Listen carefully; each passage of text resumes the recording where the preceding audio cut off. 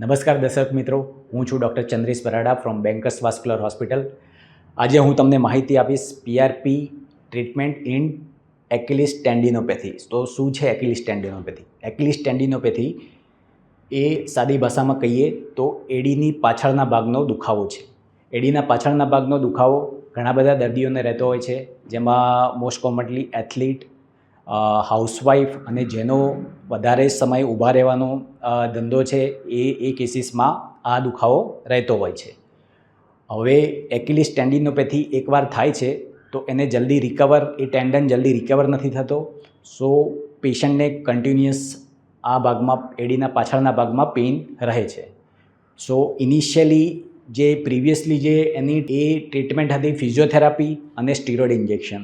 જે PRP treatment છે એ new advance treatment છે.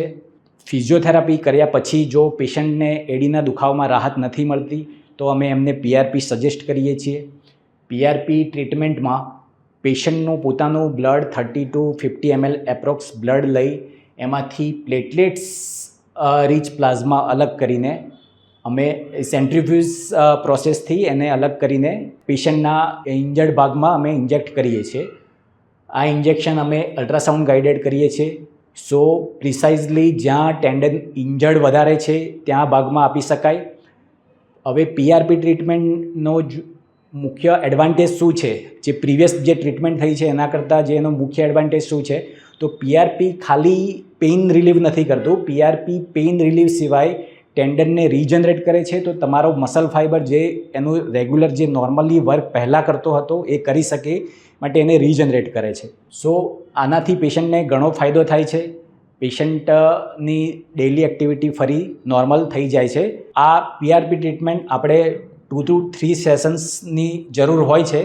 એના પછી પેશન્ટને મેક્સિમમ રિઝલ્ટ આપણે એક્સપેક્ટ કરી શકીએ છીએ. So thank you so much friends. વધુ માહિતી માટે તમે અમારો ડાયરેક્ટ સંપર્ક કરી શકો છો. બેન્કર્સ વાસ્ક્યુલર હોસ્પિટલમાં અમે બીજા જોઈન્ટની પણ ટ્રીટમેન્ટ કરીએ છીએ. એ રિગાર્ડિંગ બી તમને કંઈ બી ક્વેરી હોય તો અમારો કોન્ટેક્ટ કરી શકો છો. Thank you so much.